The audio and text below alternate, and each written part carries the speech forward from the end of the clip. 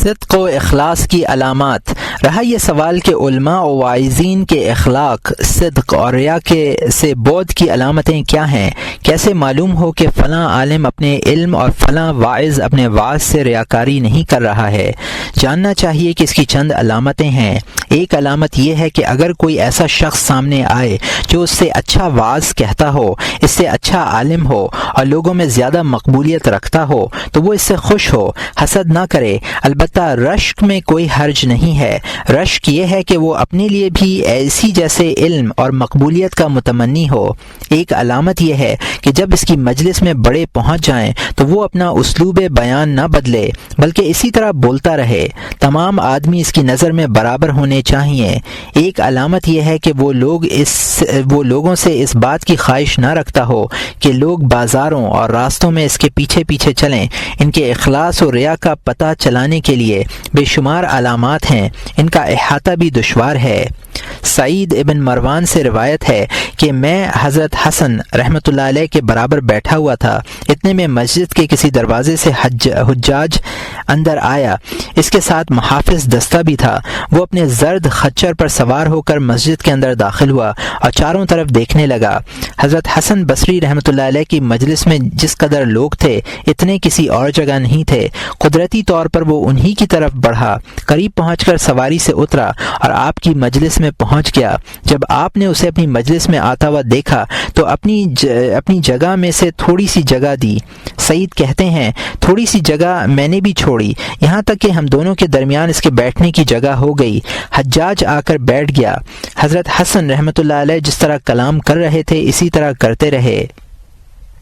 میں اپنے دل میں سوچ رہا تھا یقیناً آج گفتگو کا عنوان بھی بدلے گا اور مضامین بھی معیاری ہوں گے تاکہ اس کی قربت پائیں یا حجاج کے خوف سے کم کلام کریں، لیکن حسن رحمۃ اللہ علیہ عام دنوں کی طرح وعظ و نصیحت میں مصروف رہے، یہاں تک کہ تقریر مکمل ہو گئی۔ انہوں نے یہ بھی پرواہ نہیں کی کہ میری مجلس میں کون بیٹھا ہے۔ حجاج نے اپنا ہاتھ اٹھا کر حسن کے شانے پر مارا اور کہنے لگا، شیخ کا قول سچ ہے اور خوب ہے، لوگوں ایسی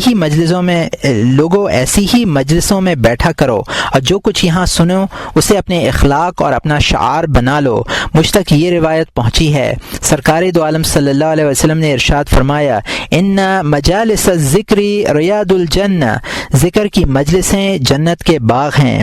اور یہاں مترجم نے حاشیے میں لکھا ہے کہ یہ روایت پہلے بھی گزری ہے، اور یہاں مترجم کا حاشیہ ختم ہوتا ہے۔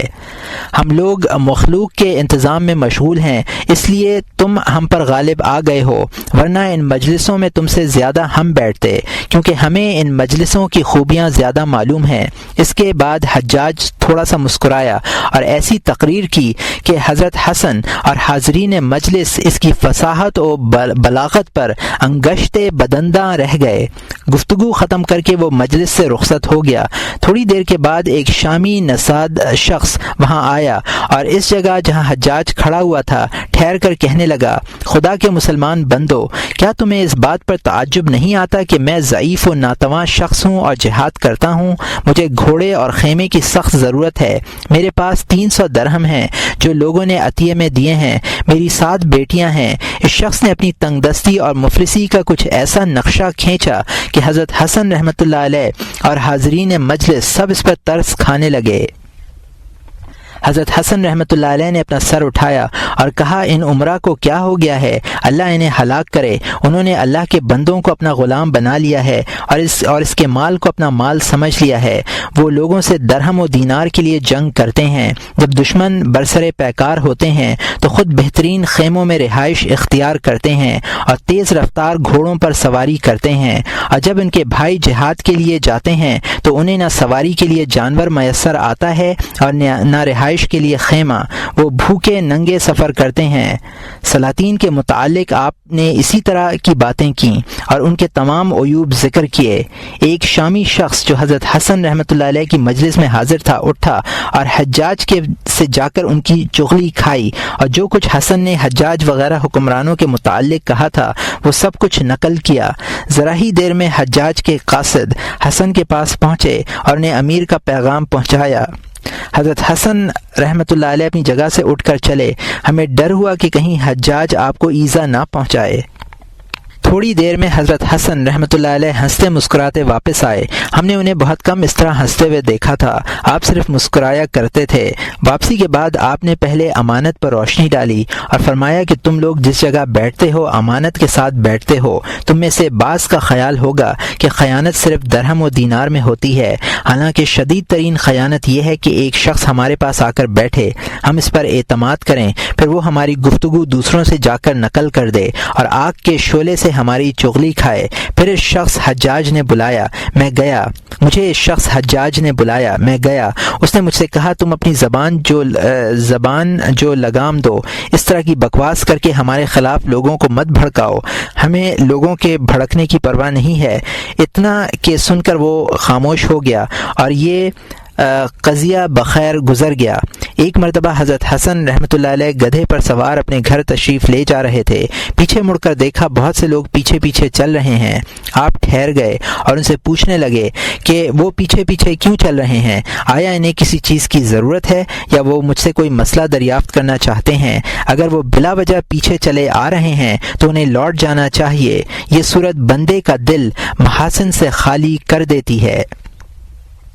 یہ ہیں وہ علامات جن سے بندے کے باطن کا حال معلوم ہو جاتا ہے۔ جب تم علماء کو دیکھو کہ وہ ایک دوسرے سے جلتے ہیں، ایک دوسرے سے مغایرت برتتے ہیں، انس و محبت اور تعاون کا کوئی رشتہ ان کے درمیان نہیں ہے، تو یہ سمجھ لو کہ انہوں نے دنیا کی زندگی کو آخرت کے عوض خرید لیا ہے۔ اللہ ہم پر اپنے لطف و کرم کے صدقے میں رحم فرما۔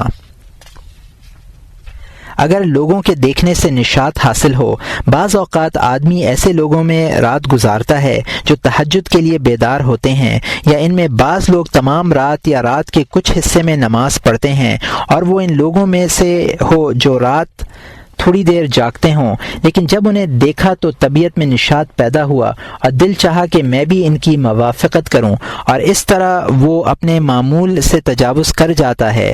یا رات کو جاگنے کی قطعاً عادت نہیں ہوتی، لیکن انہیں دیکھ کر کچھ دیر یا تمام رات جاگ لیتا ہے اور ان کے ساتھ نماز پڑھتا ہے۔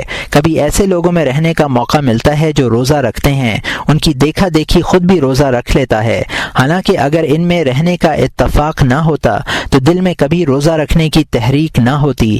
اس طرح کے اعمال پر ریا کا حکم لگا دیا جاتا ہے اور کہا جاتا ہے کہ ان اعمال کا ترک واجب ہے، حالانکہ یہ اعمال مطلقاً ریا نہیں ہیں، بلکہ ان میں کچھ تفصیل ہے۔ ہر مسلمان کو اللہ کی عبادت، نماز تہجد، روزے وغیرہ کی کچھ نہ کچھ رغبت ہوتی ہے، نماز، تہجد، روزے وغیرہ کی کچھ نہ کچھ رغبت ہوتی ہے، لیکن کسی رکاوٹ کی وجہ سے وہ اپنی رغبت کی تکمیل نہیں کر پاتا، کبھی غلبہ شہوت کی وجہ سے، کبھی کاروبار کی کثرت کی بنا پر، اور کبھی غفلت اور نسیان کے باعث۔ بسا اوقات ایسا ہوتا ہے کہ کسی دوسرے شخص کو عبادت میں مشغول دیکھ کر غفلت زائل ہو جاتی ہے، موانع اور مشغولیات ختم ہو جاتی ہیں اور عبادت کے لیے طبیعت میں نشاط اور آمادگی پیدا ہو جاتی ہے۔ مثال کے طور پر اگر آدمی اپنے گھر میں ہو تو وہ ان وجوہات کی بنا پر تہجد کی نماز نہیں پڑھ پاتا، نرم و گداس بستر پر آرام کر رہا ہے، یا اپنی بیوی کے ساتھ مشغول ہے، یا گھر والوں کے ساتھ بات چیت کرنے میں مصروف ہے، یا بیوی بچوں سے دل بہلا رہا ہے، یا اپنے ملازمین سے حساب فہمی کر رہا ہے۔ دیار غیر میں یہ تمام مصروفیتیں نہیں ہوتیں، اور بعض ایسے اسباب پیدا ہو جاتے ہیں جن سے خیر پر رغبت ہو، جیسے دوسرے لوگوں کا دیکھنا کہ وہ اللہ کی عبادت میں منہمک ہیں اور دنیا کی چیزوں سے کنارہ کشی اختیار کیے ہوئے ہیں۔ انہیں دیکھ کر یقیناً دل میں عبادت کا داعیہ پیدا ہوگا اور اطاعت خداوندی میں ان کی پیش قدمی گراں گزرے گی۔ یہ اطاعت ریا کی وجہ سے نہیں ہوگی، بلکہ دل میں دینی باعث یا دینی جذبہ بیدار ہوگا۔ بعض اوقات آدمی کو اجنبی جگہ پر نیند نہیں آتی، وہ اسے غنیمت سمجھتا ہے اور خالی وقت کو عبادت میں لگا دیتا ہے۔ اپنے گھر میں کبھی تو نیند کا غلبہ ہوتا ہے اور کبھی دوسرے موانع رہنے کے باعث مستقل تہجد کی پابندی بھی گوارا نہیں کرتا۔ اگر کبھی کبھی گھر پر رہ کر تہجد پڑھ لیا کرے تو ہو سکتا ہے شوق پیدا ہو جائے اور مشغولیات مانع نہ بنے۔ اسی طرح گھر میں رہ کر روزہ رکھنا بھی دشوار ہوتا ہے، کیونکہ گھر میں طرح طرح کے لذیذ کھانے بنتے ہیں جنہیں چھوڑنے کو جی نہیں چاہتا۔ اگر گھر میں بھی معمولی کھانے ملیں تو روزہ رکھنا دشوار نہ ہو۔ سفر میں آدمی گھر جیسی نعمتوں سے محروم ہو جاتا ہے، اس لیے وہ بآسانی روزہ رکھ لیتا ہے، ریا کی وجہ سے نہیں بلکہ دینی داعیے سے، کیونکہ شہوات روزے کے لیے مانع ہیں اور دینی باعث پر غالب رہتی ہیں۔ جب آدمی ان شہوات سے محفوظ ہو جاتا ہے تو دینی باعث پھر قوی ہو جاتا ہے، اور یہ اور اس طرح کے اسباب کا وقوع لوگوں کے مشاہدے اور ان کے ساتھ موافقت کرنے کی خواہش سے ممکن ہے۔ اس صورت میں بھی شیطان اپنی حرکت سے باز نہیں آتا، بلکہ اسے یہ کہہ کر عمل سے روکنے کی کوشش کرتا ہے کہ اس طرح لوگوں کو دیکھ کر عمل کرنا ریاکاری ہے۔ تم اپنے گھر پر ایسا نہیں کرتے تھے، یہاں کیوں کر رہے ہو تاکہ لوگ دیکھیں؟ وہ انہیں معمول کے مطابق نماز پڑھنے پر مجبور کرتا ہے، زیادہ پڑھنے کو ریا سے تعبیر کرتا ہے۔ حالانکہ بعض اوقات لوگوں کو عبادت میں مشغول دیکھ کر ان کی مذمت کے خوف سے اور سستی و کاہلی کے الزام سے اپنا دامن بچانے کے لیے آدمی یہ چاہتا ہے کہ ذرا زیادہ عبادت کر لے، خاص طور پر اس صورت میں جب کہ لوگ اسے شب زندہ دار عابد تصور کرتے ہیں۔ وہ یہ نہیں چاہتا کہ لوگ اس کے بارے میں غلط فہمی کا شکار ہوں اور ان کا حسن ظن ختم ہو جائے۔ وہ ان کی نظروں میں گرنا نہیں چاہتا بلکہ اپنا مقام بلند کرنا چاہتا ہے۔ اس صورت میں شیطان اسے نماز پڑھنے کی تلقین کرتا ہے اور کہتا ہے پڑھو، تم مخلص ہو، تم ان کی وجہ سے نماز نہیں پڑھ رہے ہو بلکہ تمہارا مقصد تو اللہ کے ہاں درجات کی بلندی حاصل کرنا ہے۔ تمام اس سے پہلے موانع کی کثرت کی بنا پر مستقل شب بیداری نہیں کر سکتے، اب موانع ختم ہوئے ہیں تو تم نماز پڑھ رہے ہو۔ تمہارا منشا یہ نہیں ہے کہ لوگوں کو تمہاری عبادت سے واقفیت ہو۔ اس بات کا فیصلہ صرف اہل بصیرت کر سکتے ہیں کہ ان کی نماز اللہ کے لیے ہے یا بندوں کے لیے۔ عام لوگ اس اشتباہ سے اپنا دامن نہیں بچا پاتے، تاہم جب یقین کے ساتھ یہ بات معلوم ہو جائے کہ محرک ریا ہے تو معتاد نماز سے زیادہ نہ پڑھے، خواہ ایک رکعت ہی کیوں نہ ہو، کیونکہ عبادت سے بندوں کی رضا جوئی، اللہ کی نافرمانی، اور اگر زائد نماز اس لیے پڑھتا ہے کہ رکاوٹیں دور ہو گئیں یا دل میں رشک اور منافست کے جذبے کو تحریک ہوئی تو ضرور پڑھے۔ اس کی علامت یہ ہے کہ اپنے آپ سے سوال کرے کہ بالفرض اگر میں ان لوگوں کو کسی ایسی جگہ نماز پڑھتے ہوئے دیکھتا جہاں سے یہ مجھے نہ دیکھتے، تب بھی میرا دل عبادت پر آمادہ ہوتا یا نہیں؟ اگر صورت میں نماز پر دل آمادہ نظر آئے ضرور پڑھے، کیونکہ اس کا محرک حق ہے، باری تعالیٰ کی رضا جوئی ہے۔ اور اگر اس صورت میں نفس پر نماز پڑھنا گراں ہو تب نماز نہ پڑھے، کیونکہ اس کا باعث ریا ہے۔ کبھی آدمی جمعے کے دن جامع مسجد میں بڑے نشاط اور دلچسپی کے ساتھ جاتا ہے، حالانکہ اور دنوں میں اس طرح حاضری نہیں دیتا۔ اس کی یہ دلچسپی اس لیے بھی ہو سکتی ہے کہ وہ لوگوں کی تعریف کا خواہش مند ہے، اور اس لیے بھی ہو سکتی ہے کہ وہ دوسرے لوگ بھی اسی نشاط اور دلچسپی کے ساتھ جمعے کی نماز پڑھنے کے لیے آتے ہیں۔ انہیں اللہ کی طرف متوجہ دیکھ کر اس کی غفلت ختم ہو جاتی ہے اور دینی محرک پیدا ہو جاتا ہے۔ کبھی ایسا بھی ہوتا ہے کہ لوگوں کو دیکھنے سے دل میں دینی محرک ہوتا ہے، اور یہ خواہش بھی کہ لوگ اسے عابد و زاہد کہیں، اس کی تعریف کریں۔ اس صورت میں یہ دیکھنا چاہیے کہ دل میں کس محرک کا غلبہ ہے۔ اگر دینی محرک غالب ہے تو محض اس لیے عمل ترک کرنا مناسب نہیں کہ دل میں تعریف کی خواہش بھی ہے، بلکہ نفس کو سمجھائے کہ اس طرح کی خواہش اچھی چیز نہیں ہے، اس سے اعمال کا ثواب باطل ہو جاتا ہے۔ بعض اوقات بہت سے لوگوں کو اجتماعی طور پر روتے ہوئے دیکھ کر آدمی کے دل میں اللہ کا خوف پیدا ہو جاتا ہے اور خود بھی رونے لگتا ہے۔ اگر تنہا ہوتا اور وہ کلام سنتا جسے سن کر دوسرے لوگ روئے ہیں، کبھی نہ روتا۔ دوسروں کے رونے سے اس کے دل میں رقت پیدا ہوتی ہے، پھر بعض دفعہ رونا نہیں آتا، لیکن رونے والوں کی سی صورت بنانی پڑتی ہے، کبھی ریا کی وجہ سے اور کبھی صدق و اخلاص کی وجہ ساتھ اس خوف سے کہیں قلب میں قساوت پیدا نہ ہو جائے کہ لوگ رو رہے ہوں تب اور اس کی آنکھوں میں ایک بھی آنسو نہ ہو، اس لیے تکلفاً بھی رونا پڑتا ہے۔ یہ ایک پسندیدہ فعل ہے، اور ضمن میں صدق کی علامت یہ ہے کہ کہ اس کو دیکھ نہ رہے ہوں تب بھی نفس کو بتکلف گریا پر آمادہ کرے گا یا اس کی مرضی پر چھوڑ دے گا۔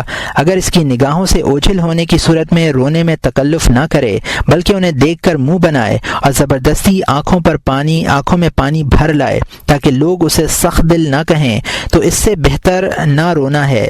حضرت لقمان علیہ السلام نے اپنے بیٹے کو نصیحت کی تھی کہ لوگوں کو یہ مت دکھلاؤ کہ تم اللہ سے ڈرنے والے ہو تاکہ وہ تمہاری تعظیم کریں حالانکہ تمہارا دل فسق و فجور میں مبتلا ہو۔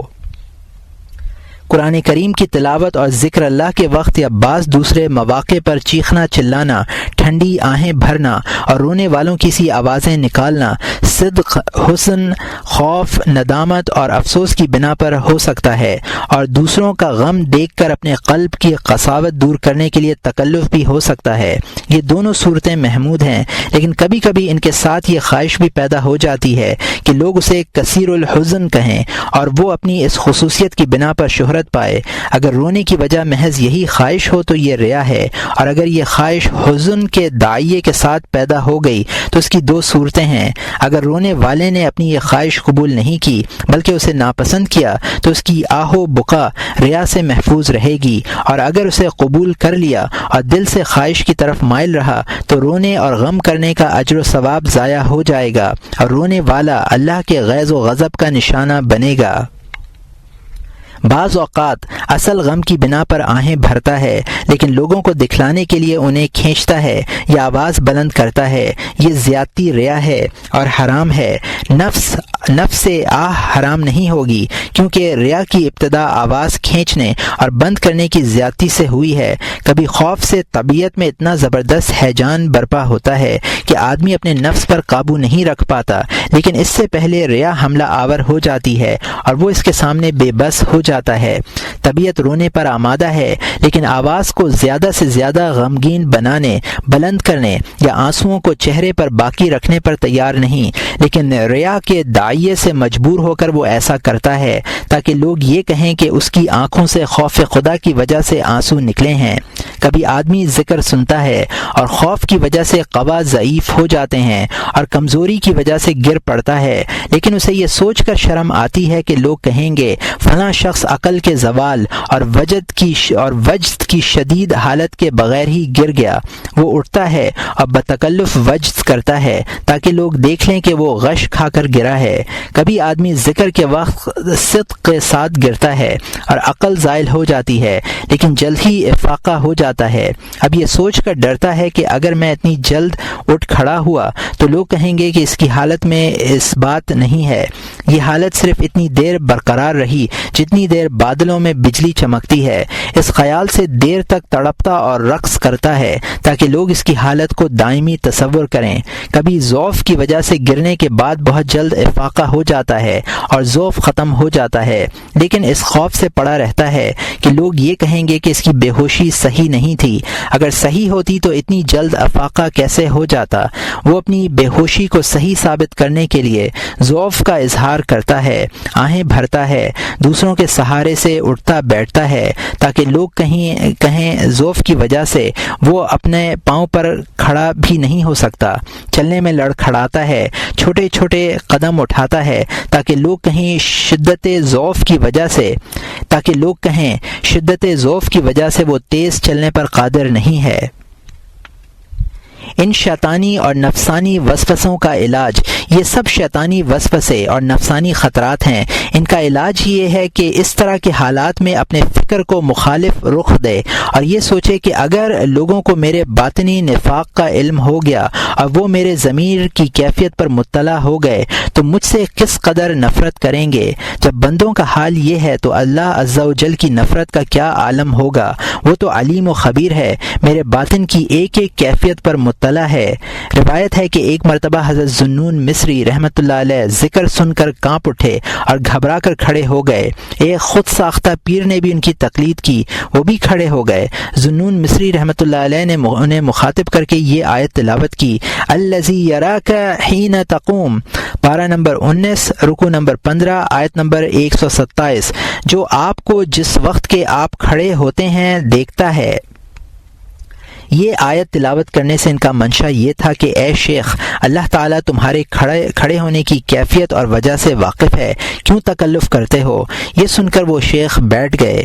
یہ تمام اعمال منافقوں کے ہیں۔ حدیث میں ہے تعوذوا باللہ من خشوع النفاق، یہ بحقی کی حدیث ہے جس کو حضرت ابو بکر الصدیق رضی اللہ تعالیٰ عنہ نے روایت کیا ہے۔ نفاق کے خشوع سے اللہ کی پناہ مانگو۔ نفاق کا خشوع یہ ہے کہ اعضاء کانپ رہے ہوں اور دل میں ذرا اثر نہ ہو۔ اسی قبیل سے اللہ کے عذاب اور غضب سے پناہ مانگنا اور استغفار کرنا ہے، کیونکہ یہ عمل کبھی تو خوف، گناہ کی یاد اور اس پر ندامت کی وجہ سے ہوتا ہے، اور کبھی ریا کی بنا پر۔ یہ مختلف وساوس دل پر قریب قریب وارد ہوتے ہیں اور ان میں ایک دوسرے سے مشابہت بھی ہوتی ہے۔ اس لیے جب بھی تمہارے دل میں کوئی خیال، کوئی وسوسہ وارد ہو، تم اپنے قلب کا جائزہ لو اور یہ دیکھو کہ یہ خیال، یہ وسوسہ کس وجہ سے اور کہاں سے پیدا ہوا ہے۔ اگر اللہ کی وجہ سے ہے تو اسے ہونے دو، لیکن ڈرتے بھی رہو، کیونکہ ریا اتنی خاموشی سے حملہ کرتی ہے کہ بسا اوقات احساس بھی نہیں ہوتا۔ ہو سکتا ہے جو عمل تم نے اخلاص کے ساتھ شروع کیا ہو وہ ریا سے آلودہ ہو گیا ہو۔ ایسا بہت ہوتا ہے، اس لیے یہ سوچ کر ڈرتے رہو کہ اللہ تمہاری ہر حالت اور ہر کیفیت پر مطلع ہے۔ اگر تمہارے عمل میں ذرا بھی ریا کی آمیزش ہو گئی تمہیں اس کے غیظ و غضب کا نشانہ بننا پڑے گا۔ اس موقع پر وہ بات بھی یاد رکھو جو ان 3 آدمیوں میں سے ایک نے کہی تھی جو حضرت ایوب علیہ السلام سے ملاقات کے لیے حاضر ہوئے تھے۔ اس نے کہا تھا، اے ایوب، آپ کو معلوم نہیں کہ بندے کا وہ ظاہری عمل باطل ہو جائے گا جس سے وہ نفس کو فریب دیا کرتا تھا اور اپنے مخفی عمل پر جزا پائے گا۔ ایک بزرگ یہ دعا فرمایا کرتے تھے، اے اللہ، میں اس بات سے تیری پناہ چاہتا ہوں کہ لوگ میری خشیت دیکھیں اور تو مجھ سے ناراض ہو۔ حضرت علی ابن الحسین کی دعا تھی، اے اللہ، میں اس بات سے تیری پناہ چاہتا ہوں کہ لوگوں کی نظر میں میرا ظاہر اچھا ہو اور ان سے الگ ہو کر خلوت میں میرا باطن تیرے نزدیک برا ہو۔ میں ان اعمال کی حفاظت کروں جو لوگوں کو دکھلانے کے لیے ہوں، اور ان اعمال کو برباد کروں جو صرف تیری خاطر ہوں۔ میں لوگوں کے لیے اپنا بہترین عمل ظاہر کروں اور تیرے سامنے بدترین اعمال کے ساتھ حاضری دوں۔ نیکیوں کے ذریعے لوگوں کی قربت حاصل کروں اور برائیوں کے ساتھ تیرے پاس آؤں اور تیرا غضب مجھ پر نازل ہو۔ اے اللہ، مجھے اس ریا اور منافقت سے محفوظ رکھ۔ ان تینوں میں سے جو حضرت ایوب علیہ السلام کی خدمت میں حاضر ہوئے تھے، ایک نے یہ بھی کہا تھا کہ اے ایوب، کیا تم یہ بات نہیں جانتے کہ جو لوگ اپنے اعلانیہ اعمال کی حفاظت کرتے ہیں اور مخفی اعمال ضائع کر دیتے ہیں، ان کے چہرے اس وقت سیاہ ہوں گے جب وہ مشکل ترین وقت میں باری تعالیٰ کے سامنے حاضری دیں گے۔ یہ ریا کی آفات ہیں۔ بندے کو چاہیے کہ وہ ان آفات پر نظر رکھے اور ان سے واقف رہے۔ حدیث میں ہے کہ ریا کے 70 دروازے ہیں، اور یہاں مترجم نے حاشیے میں لکھا ہے کہ اس روایت میں کچھ تصحیف ہوئی ہے۔ ابن ماجہ نے ابو ہریرہ سے اس طرح نقل کیا ہے، الریا 70 حوبہ، یہ ابن ماجہ میں یہ الفاظ ہیں، الریا 73 بابا۔ حاصل یہ ہے کہ یہ روایات ریا کے بارے میں وارد ہیں، ریا کے بارے میں نہیں ہیں۔ اور یہاں مترجم کا حاشیہ ختم ہوتا ہے۔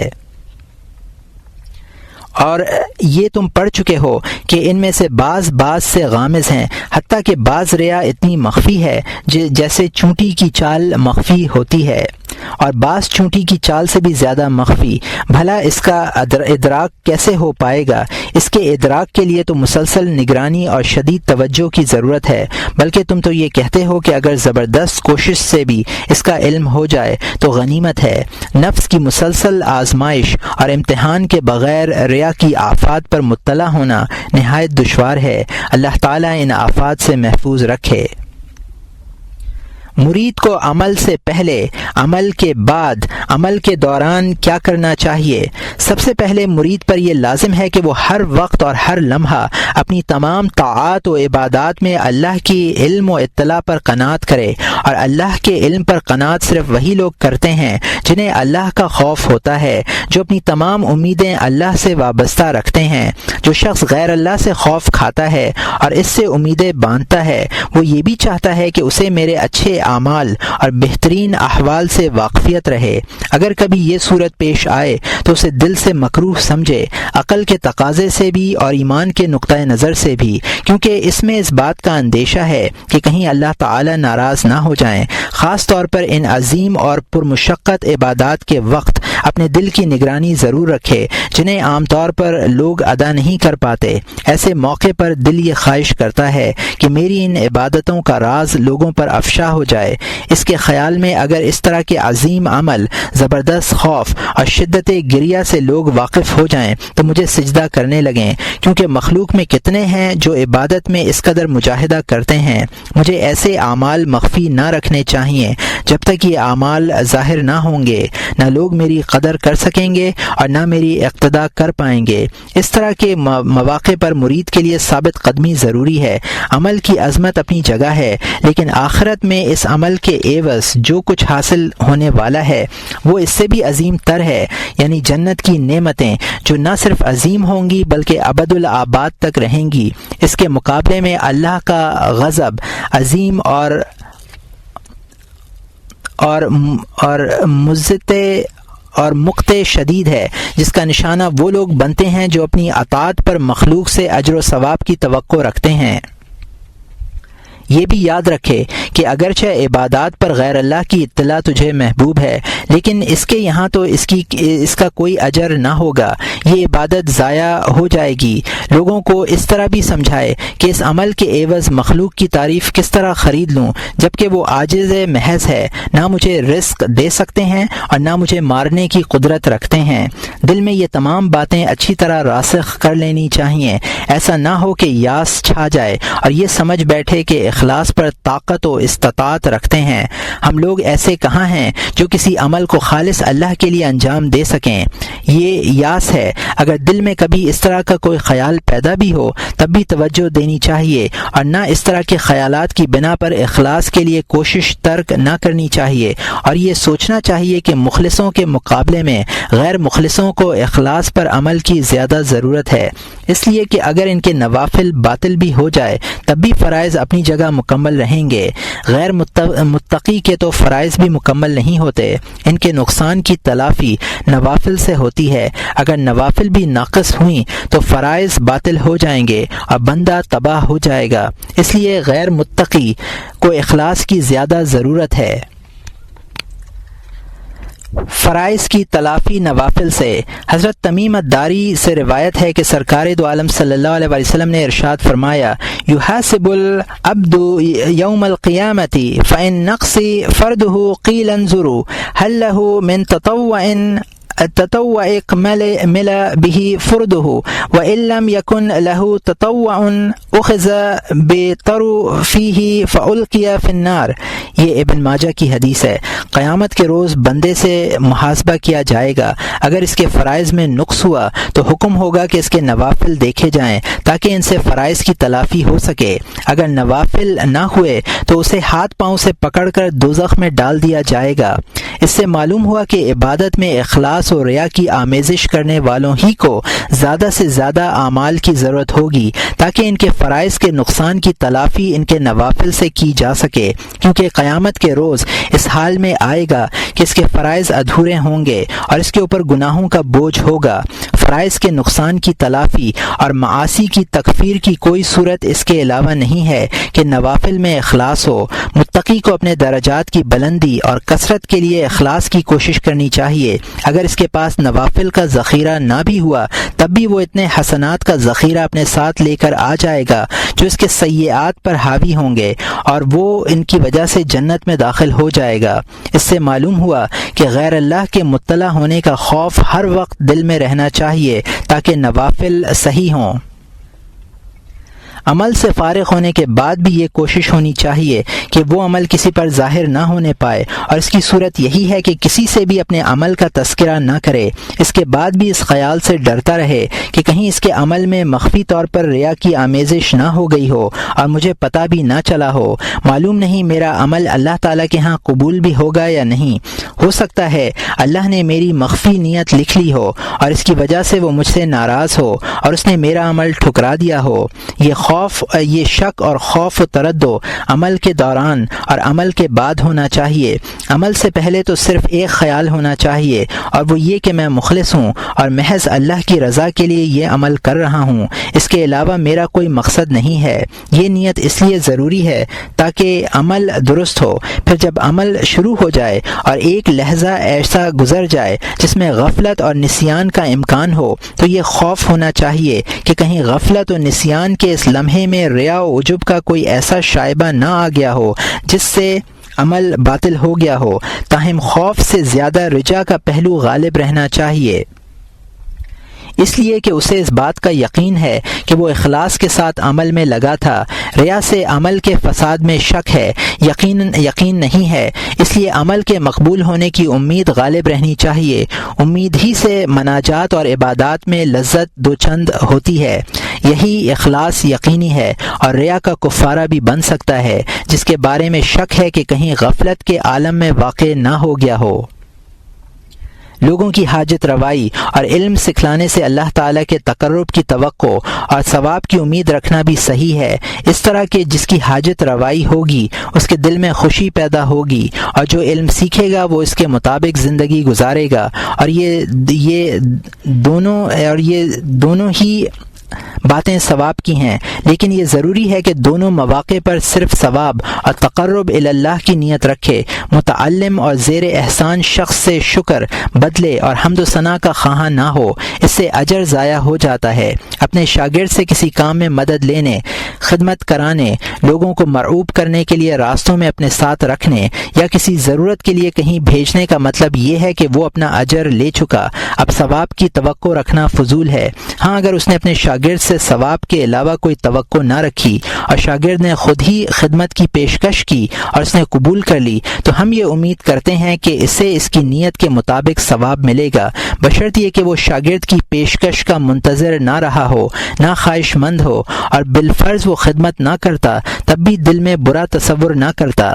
ان شرائط کے ساتھ بھی پچھلے زمانے کے علماء شاگردوں سے خدمت لینے سے بچتے تھے، حتیٰ کہ ایک بزرگ کسی کنویں میں گر گئے، کچھ لوگ انہیں بچانے کے لیے رسی لے کر دوڑے، انہوں نے قسم دے کر کہا کہ تمہارے درمیان کوئی ایسا شخص نہ ہونا چاہیے جس نے مجھ سے قرآن کریم کی کوئی آیت پڑھی ہو یا مجھ سے کوئی حدیث سنی ہو۔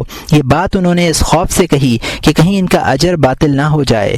شفیق بلخی رحمۃ اللہ علیہ کہتے ہیں کہ میں نے حضرت سفیان ثوری رحمۃ اللہ علیہ کی خدمت میں ایک کپڑا بطور ہدیہ پیش کیا، انہوں نے ہدیہ قبول کرنے سے انکار فرما دیا۔ میں نے عرض کیا، ابو عبداللہ، میں ان لوگوں میں شامل نہیں ہوں جو آپ سے حدیث سنتے ہیں۔ آپ نے فرمایا، مجھے معلوم ہے، لیکن تمہارا بھائی تو مجھ سے حدیث سنتا ہے، مجھے ڈر ہے کہ اس ہدیے کی وجہ سے میں تمہارے بھائی کے ساتھ مروت کا وہ برتاؤ کروں جو دوسروں کے ساتھ نہ کرتا ہوں۔ ایک شخص حضرت سفیان رحمۃ اللہ علیہ کی خدمت میں ایک تھیلی یا دو تھیلیاں لے کر حاضر ہوا۔ اس شخص کا مرحوم باپ آپ کا گہرا دوست تھا اور آپ اکثر اس کے گھر تشریف لے جاتے تھے۔ آپ نے مرحوم کی بڑی تعریف کی اور اس کے لیے بخشش کی دعا مانگی۔ اس شخص نے عرض کیا، یہ مال مجھے والد محترم ہی کے ترکے سے حاصل ہوا ہے، میں چاہتا ہوں آپ بھی اس مال میں سے اپنے اہل و عیال پر خرچ فرمائیں۔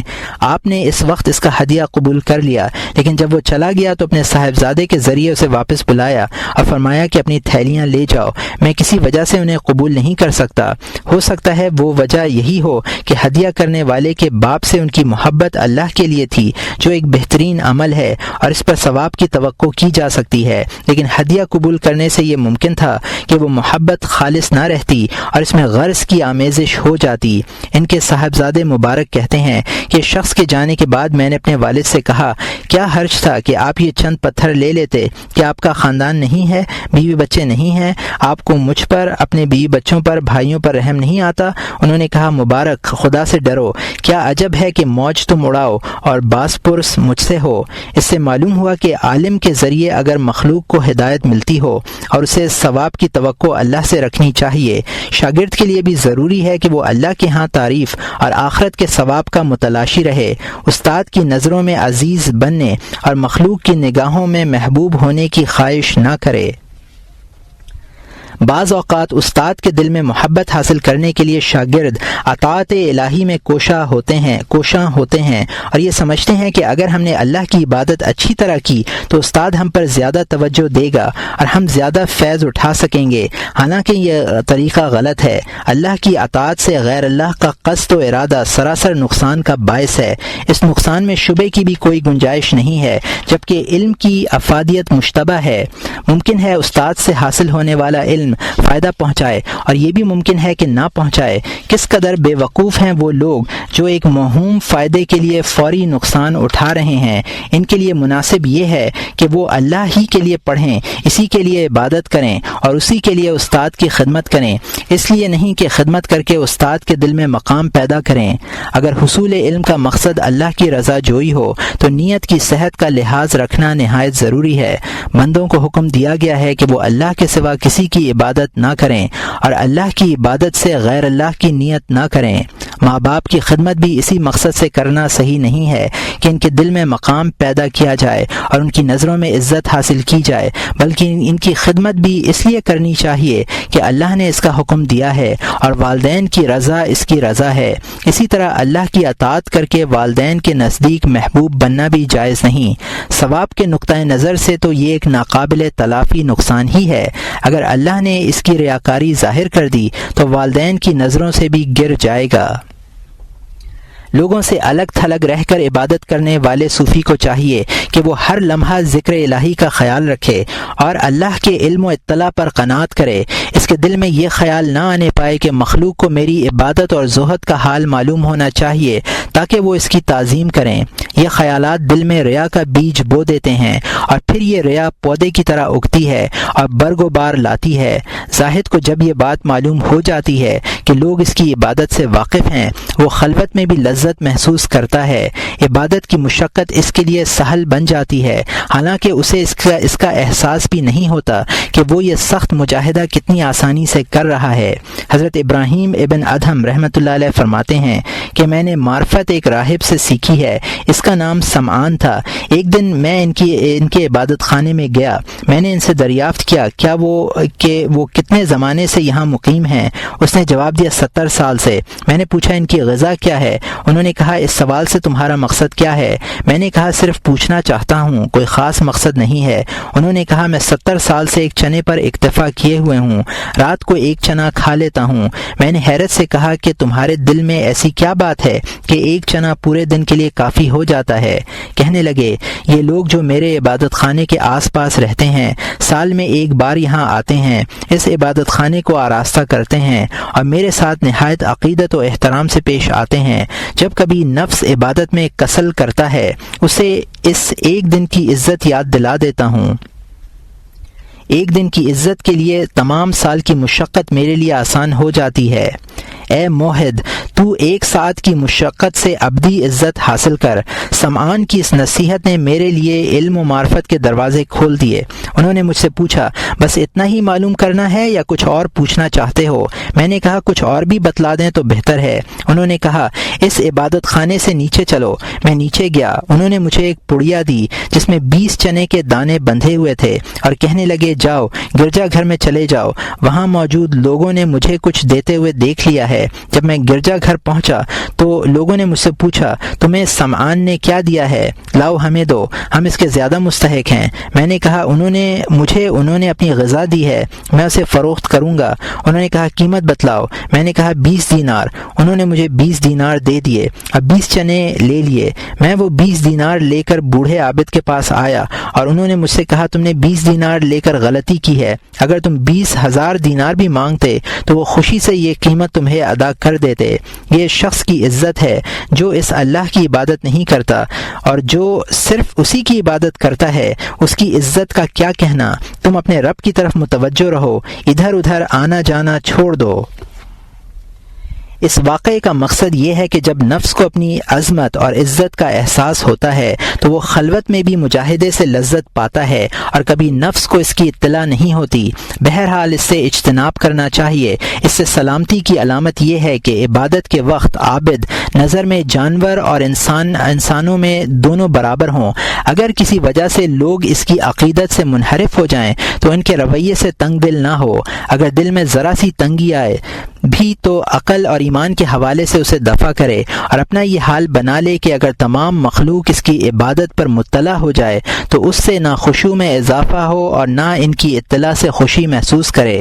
اگر ذرا سی بھی خوشی محسوس کی تو یہ ضعف کی دلیل ہوگی، لیکن اگر وہ عقل اور ایمان کے ذریعے اس کراہت کے دفع کرنے پر قادر ہو اور دفع کی طرف سبقت کر کے اس کو مانتا ہی نہ ہو تو امید یہ ہے کہ اس کی کوشش رائیگاں نہ جائے گی۔ لوگوں کے مشاہدے کے وقت اس لیے خشوع کرنا اور انہماک سے عبادت کرنا کہ وہ لوگ زیادہ اس کے پاس نہ بیٹھیں اور وقت ضائع نہ کریں صحیح ہو سکتا ہے، لیکن اس میں بھی دھوکہ بہت ہے، اس لیے کہ بعض اوقات نفس میں اظہار خشوع کی خواہش مخفی ہوتی ہے اور اس کے لیے یہ بہانہ تراش لیا جاتا ہے کہ مجھے لوگوں سے گھلنا ملنا پسند نہیں ہے، اس لیے میں زیادہ دیر تک عبادت کر کے ان سے چھٹکارا پانا چاہتا ہوں۔ حالانکہ ان کا یہ دعویٰ غلط ہے۔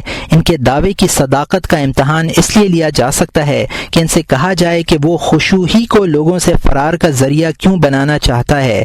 لوگوں سے پیچھا ہی چھڑانا ہے تو ایسا بھی کیا جا سکتا ہے کہ دوڑ کر چلنے لگے، کھلکھلا کر ہنسے یا زیادہ کھائے پیے۔ ان حرکتوں سے بھی عوام اپنی عقیدت کا رشتہ منقطع کر سکتے ہیں۔ اگر وہ تمہاری یہ بات مان لے تو سمجھا جائے گا کہ وہ دعویٰ میں سچا ہے اور خشوع کے اظہار میں مخلص ہے، لیکن اگر وہ لوگوں کی آمد و رفت کا سلسلہ منقطع کرنے کے لیے عبادت ہی پر زور دیتا ہے تو اس کے علاوہ کیا کہا جائے گا کہ وہ لوگوں میں اپنی منزلت چاہتا ہے۔ اس سے صرف وہی شخص محفوظ رہ سکتا ہے جس کے دل میں یہ عقیدہ راسخ ہو کہ اللہ کے سوا کوئی موجود نہیں ہے اور یہ سوچ کر عمل کرے کہ روئے زمین پر صرف وہ تنہا عمل کرنے والا ہے، کوئی اسے دیکھنے والا نہیں ہے۔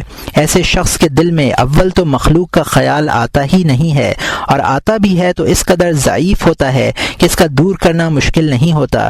اس حالت کی علامت یہ ہے کہ بالفرض اس شخص کے دو دوست ہوں، ایک مالدار دوسرا غریب۔ اگر مالدار اس کے گھر آئے تو اسے غریب کی آمد سے خوشی نہ ہونی چاہیے، الا یہ کہ مالدار میں کچھ خصوصیات زائد ہوں، مثلا وہ عالم یا متقی ہو۔ اس اعتبار سے غریب کے مقابلے میں اس کی تعظیم زیادہ کی گئی تو اس کی وجہ مالداری نہیں ہوگی بلکہ علم اور تقوی ہوگا۔ جو شخص مالداروں کو دیکھ کر زیادہ خوش ہو وہ ریاکار لالچی ہے۔ اگر وہ ریاکار یا حریص نہ ہوتا تو غریبوں کو دیکھ کر زیادہ خوش ہوتا، کیونکہ انہیں دیکھنے سے آخرت کی رغبت بڑھتی ہے اور دل میں فقر و مسکنت کی محبت پیدا ہوتی ہے، جبکہ مالداروں کی دید سے دنیا کی رغبت بڑھتی ہے اور دولت کی محبت پیدا ہوتی ہے۔ روایت ہے کہ حضرت سفیان ثوری رحمۃ اللہ علیہ کی مجلس میں اہل دولت جس طرح ذلیل و خوار دیکھے گئے کسی مجلس میں نہیں دیکھے گئے۔ آپ دولت مندوں کو صف کے پیچھے بٹھایا کرتے تھے اور غریبوں کو آگے بٹھاتے تھے، یہاں تک کہ وہ یہ تمنا کیا کرتے کہ کاش ہم بھی غریبی ہوتے۔ البتہ تم مالدار کا زیادہ اکرام کر سکتے ہو اگر وہ تم سے قریب تو ہو، یا تمہارے اور اس کے درمیان قرابت یا دوستی کا قدیم رشتہ ہو، یا تمہارے اوپر اس کا کوئی حق ہو، لیکن اگر کوئی فقیر بھی اس طرح کا کوئی حق یا قربت رکھتا ہو تو اس کی بھی مالدار ہی کی طرح عزت کی جائے اور اس کے ساتھ بھی وہی معاملہ کیا جائے جو مالدار کے ساتھ کیا جاتا ہے، اس لیے کہ فقیر اللہ کے ہاں زیادہ مرتبہ اور عظمت رکھتا ہے۔ اب اگر تم مالدار ہی کو مقدم رکھتے ہو اور اسی کے ساتھ ترجیحی سلوک کرتے ہو تو اس کا مطلب یہ ہے کہ تم اس کی دولت کے حریص ہو اور اس کے ساتھ ریاکارانہ سلوک کر رہے ہو۔ پھر اگر تم غریب اور مالدار کے درمیان نشست میں مساوات کا معاملہ رکھتے ہو تو یہ خوف ہے کہ مالدار کے سامنے غریب کی بنسبت خشوع اور حکمت کا زیادہ اظہار کرو۔ یہ ریائے خفی یا طمع خفی کا ثمرہ ہے، جیسا کہ ابن سماک رحمۃ اللہ علیہ نے اپنی باندی سے کہا تھا، نہ جانے کیا بات ہے، جب میں بغداد آتا ہوں تو مجھ پر حکمت کے دروازے کھل جاتے ہیں اور میں زیادہ سے زیادہ حکیمانہ باتیں کرتا ہوں۔ اس نے جواب میں دیا، لالچ سے آپ کی زبان تیز ہو جاتی ہے، باندی نے یہ بات صحیح کہی تھی۔ یہ حقیقت ہے کہ مالدار کے سامنے زبان جتنی تیزی سے چلتی ہے اتنی تیزی سے غریب کے سامنے نہیں چلتی۔ اسی طرح مالدار کے سامنے جتنا خشوع ہوتا ہے اتنا خشوع غریب کے سامنے نہیں ہوتا۔ ریا کے باب میں شیطانی وسوسے اور فریب اتنے زیادہ ہیں کہ انہیں احاطہ تحریر میں بھی نہیں لایا جا سکتا، اور ان وسوسوں سے نجات کی صورت اس کے علاوہ دوسری نہیں ہے کہ تم اپنے دل سے اللہ کے سوا جو کچھ ہے نکال دو، اور تمام عمر اپنے نفس کو آگ کے عذاب میں مبتلا کرنا پسند نہ کرو، بلکہ اس بادشاہ کی طرح رہو جسے دنیا کی تمام نعمتیں اور لذتیں میسر ہوں، لیکن وہ اس لیے لطف اندوز نہ ہوتا ہو کہ اس کا جسم بیماریوں کی آماجگاہ بنا ہوا ہے، اور اسے ہر وقت اس بات کا خطرہ ہے کہ اگر وہ ان لذتوں اور نعمتوں میں پڑا تو ہلاک ہو جائے گا۔ اور اگر اس نے پرہیز کیا اور نفس پر مجاہدہ کیا تو دیر تک زندہ رہے گا اور دیر تک اس کی بادشاہت باقی رہے گی۔ اسی خیال سے طبیبوں اور عطاروں کی ہم نشینی اختیار کرتا ہے، نیز نفس کو بدمزہ کڑوی کسیلی دوائیں پینے کا عادی بناتا ہے، اگرچہ اس طرح غذا کی قلت کے باعث اس کا جسم کمزور ہو جائے گا، لیکن پرہیز پر پابند رہنے اور دوا کے مسلسل استعمال کی بنا پر ہو اس مرض سے بھی نجات پا لے گا جس میں وہ گرفتار ہے۔ اگر کبھی نفس نے خواہشات کا مطالبہ بھی کیا تو وہ تمام امراض مجسم ہو کر سامنے آ جائیں گے، اور جن کا انجام موت ہے، اور موت کے ساتھ ہی سلطنت کا زوال بھی ہے اور دشمنوں کے خوش ہونے کا موقع بھی ہے۔ جب بھی اس کے نفس پر سخت تلخ دوا کا استعمال شاق ہوگا وہ اس تندرستی کے بارے میں ضرور سوچے گا جو اس دوا کے نتیجے میں حاصل ہونے والی ہے، اور وہ زندگی بھی پیش نظر رہے گی جو عیش اور فارغ البالی کی زندگی ہوگی، جسم مرض سے اور دل فکر سے آزاد ہوگا۔ یہی حال مومن کا ہے جو آخرت کی تمنا رکھتا ہو، وہ ہر اس چیز سے احتراز کرتا ہے جو آخرت کے لیے باعث ہلاکت ہو، اور آخرت میں مہلک دنیاوی لذات و شہوات سے زیادہ اور کیا چیز ہو سکتی ہے۔ مومن دنیاوی لذتوں سے اجتناب کرتا ہے اور تھوڑی مقدار پر اکتفا کرتا ہے، لاغری، پسمردگی، وحشت، غم، خوف اور مخلوق کے ساتھ ترک موانست کو اس لیے پسند کرتا ہے کہ کہیں اللہ کا غضب نازل ہو اور تباہی میرا مقدر ہو جائے۔ وہ یہ توقع رکھتا ہے کہ میں دنیاوی لذات سے لا تعلق رہ کر نجات پاؤں گا۔ یہ خوف اور توقع اسے دنیاوی لذات سے کنارہ کش رہنے پر صبر اور طاقت دیتی ہے، کیونکہ انجام پر اس کا یقین مستحکم اور اعتماد لازوال ہوتا ہے، اور وہ یہ سمجھتا ہے کہ میرے لیے باقی رہنے والی دولت اللہ کی رضا ہے۔ پھر وہ یہ بھی جانتا ہے کہ اللہ تعالی رحیم و کریم ہے، جو بندے اس کی مرضیات پر چلتے ہیں وہ ان کی مدد فرماتا ہے اور ان کے ساتھ رحمت اور رافت کا معاملہ کرتا ہے۔ اگر وہ چاہے تو انہیں رنج اور مشقت سے بے نیاز کر دے، لیکن وہ آزمائش چاہتا ہے اور اپنی حکمت و عدل سے ان کے ارادے کی صداقت کا امتحان لیتا ہے۔ جب آدمی مشقت اختیار کرتا ہے اسے اللہ تعالیٰ کی طرف سے بھرپور مدد ملتی ہے اور وہ مشقت اس کے لیے آسان بن جاتی ہے، صبر کی قوت میسر ہوتی ہے اور اطاعت ایک محبوب عمل بن جاتی ہے، یہاں تک کہ مناجات اور اطاعات میں وہ لذت ملتی ہے کہ اس لذت کے سامنے تمام لذتیں ہیچ نظر آتی ہیں، اور بدن کو وہ قوت حاصل ہوتی ہے جس سے تمام دنیاوی شہوتیں فنا ہو جاتی ہیں۔ کریم اپنے طالب کی محنت رائگاں نہیں کرتا اور نہ سائل کو اپنے در سے خالی ہاتھ جانے دیتا ہے۔ وہ یہ کہتا ہے جو میری طرف ایک بالشت بڑھے گا میں اس کی طرف ایک ہاتھ بڑھوں گا۔ ارشاد خداوندی ہے، نیک لوگ میری ملاقات کے متمنی ہیں اور میں ان کی ملاقات کا ان سے زیادہ متمنی ہوں۔ ابتدا میں بندہ اپنی جد و جہد، صدق و اخلاص کا مظاہرہ کرے، پھر دیکھے کہ رب کریم اسے کتنی قربت اور کتنی رافت اور رحمت سے نوازتا ہے۔